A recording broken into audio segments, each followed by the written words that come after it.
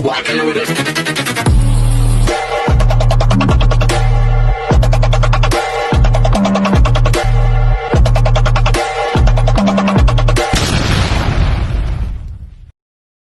Hi everyone! Good morning! I'm back! It's your Mama Sam dito sa Sam Sam TV. Kamusta naman kayo mga amigo, amiga, kumare at kumpare? Sana lahat kayo ay okay at safe ngayong araw na to. At syempre kung ako naman ang tatanungin nyo, nakikita naman ninyo ang ganda ko. Charot! So yon, wala pang digo yan guys.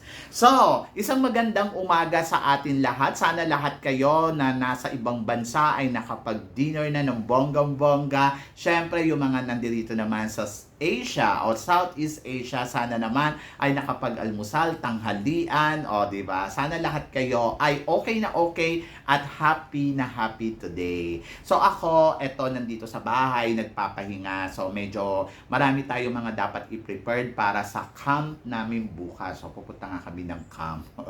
So doon kami mag-overnight kami. Kasama ko yung mga co-teacher ko, si PE teacher, si music teacher, si computer teacher. So yon, sama-sama kami sa isang kwarto. So alam na ninyo guys, charot.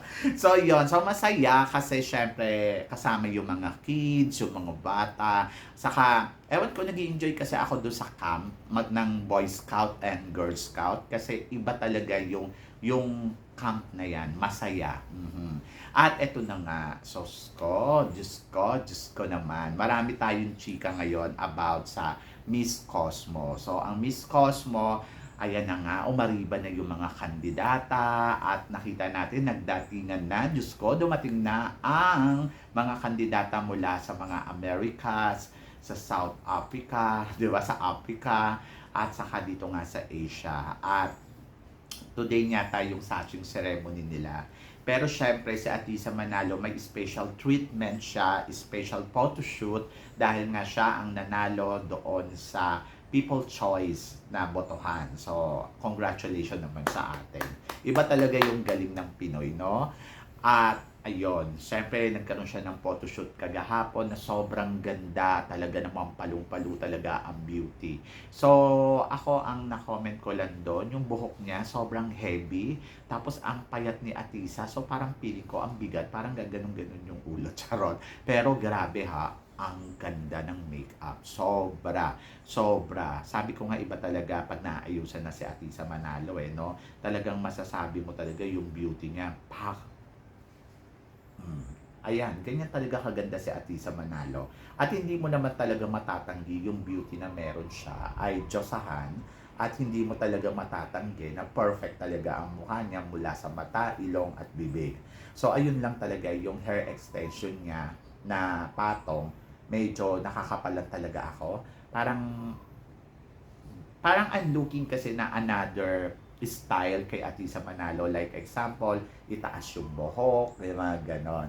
Kasi sa Atisa naman, kahit ano namang klase ng hair, maganda naman talaga ang isang Atisa no? At Diyosa, at legit yung beauty nito. In fairness, walang halong ano yan. Walang halong bulag. Siyempre, pag naayusan ka, gaganda ka lalo. Siyempre, mula sa lalagyan ka ng pilik mata, lalagyan ka ng contact lens, and pag na-make-upan ka pa ng swak na swak talaga sa mukha mo, talagang Diyosa talaga yung lalabas. Kasi Diyosa na siya. Tanggalan mo yan ng make-up, hubaran mo yan ng make-up, Diyosa talaga ang isang Atisa Manalo Panalo. Di ba? And, syempre, hindi mo rin may iwasan yung reaction ng ibang tao. Kaya naloka ako dito sa reaction ni George Caballero na papansin lang. So, ang sabi niya dito, ayan yung message niya na nakakaloka. Ang sabi niya, overrated and her very edited picture.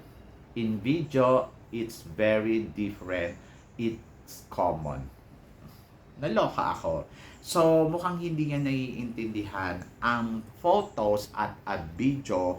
Minsan naman talaga nagkakaroon ng pagkakaiba. Pero kung titignan mo naman si Atisa in video saka photos, talaga namang maganda naman talaga ang Atisa. So, yung tinatawag na parang bakit nang iba yung itsura niya dyan? Kasi syempre yung styling iniba na. Syempre dito, meron na dito tinatawag na make-up na kung ano ba yung ibabagay do sa suot niya. And then, of course, kukunin ng photographer yung tamang angulo. And then, of course, yung makeup artist na gumawa ng makeup niya ay talaga namang alam kung paano babaguhin ang itsura ni Atisa. And then, yung sinasabi mong edited, anong inedit? Wala namang inedit dyan. Parang feeling ko, ang video at saka yung photos ni Atisa, it's the same. Di ba? Yung itsura niya, talagang maganda lang. Kaya lang doon sa video, hindi kasi siya masyado nag-aayos. Kumbaga parang, siguro yung mga nakikita niyang video, yung mga video na simplihan lang ang ayos ni Atisa Manalo. And syempre sa photos, kukunin yung tamang angulo, kukunin yung tamang talagang pictures. Parang sa akin lang yan. Example, ako, ayan, sa video, ganito yung itsura ko talaga. Pero iba din yung itsura ko sa personal, mas maganda. Charot! So, yun. And then, of course, sa photos ko, may mga photos ako na masasabi ko na ang tsaka. Pero may mga photos naman ako masasabi ko maganda. At kadalasan sa mga photos ko talaga ay mga kabog talaga yung itsura. Kasi ando doon na yung part na kinuha kasi magaling yung photographer. Nasa photographer kasi yan magaling yung kamay ng photographer. Alam niya yung tamang angulo. And then of course, aayusan ka, bibigyan ka ng magandang itsura. Kaya ganun yung mangyayari. So hindi ko naiintindihan saan niya nakukuha yung sinasabi na overrated at hindi naman ganyan yung itsura niya sa personal. So parang ano ba? So parang ganito lang yan, di ba? Magkamukha ba kami, di ba? Hindi. Pero dito sobrang ganda ko.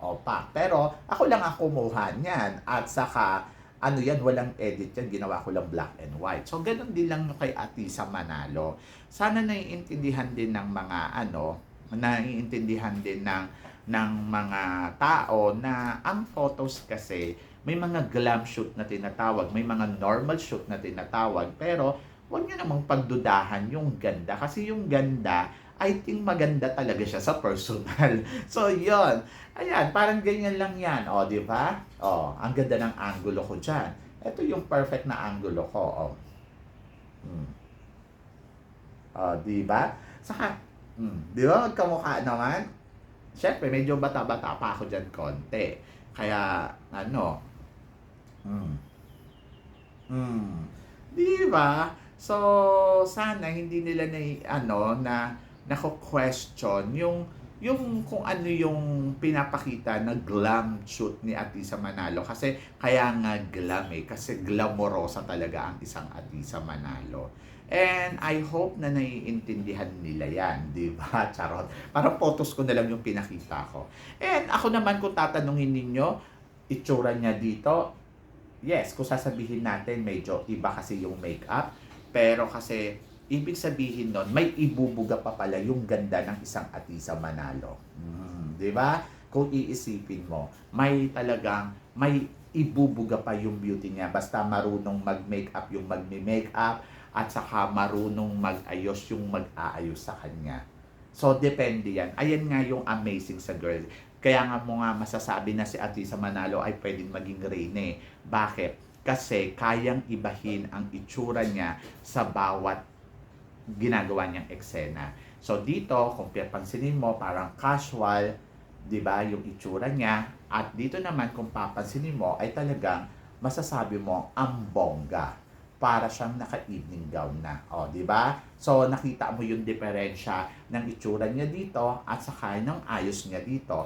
At kung dadagdagan ko pa yan, meron pa siyang ayos na talagang masasabi mo, iba talaga ang beauty ng isang Atisa Manalo. At ang lakas talaga ng kanyang ang kanyang presensya, ang kanyang beauty na ino-offer dito sa labanan sa Miss Cosmo. So dapat nga matuwa ka kasi yung kandidata natin ay may ibubuga talaga yung ganda. Hindi katulad ng ibang kandidata na wala nang isasagad yung ganda. At least yung kandidata natin may isasagad pa yung beauty niya. Hindi lang yung basta-basta na ganda lang na ganon. Di ba? So, matuwa ka pag ganun yung nakikita mo sa isang beauty queen kasi napaka-importante yon na naiiba-iba yung itsura niya sa bawat eksena na ginagalawan niya. So ngayon, kung may reklamo ka sa kanya, eh wala na akong magagawa. O, tulad na lang ng beauty niya dito. Eto siya lang kasi ang nag-makeup niyan. Kung titignan mo, sobrang normal, sobrang hindi naman ganun kakabog. Pero yung beauty nandoon. Pero kapag tinignan mo naman yung beauty niya dito, syempre may pagka-glam niya, di ba iba na yung itsura. Pag tinignan mo naman yung beauty niya dito, masasabi mo din na iba na din talaga. So yon, kaya dapat alam natin. At yung ganyang klaseng queen, I think mas malaki yung chance na manalo sa corona. Diba? So yon, nakakaloka ka.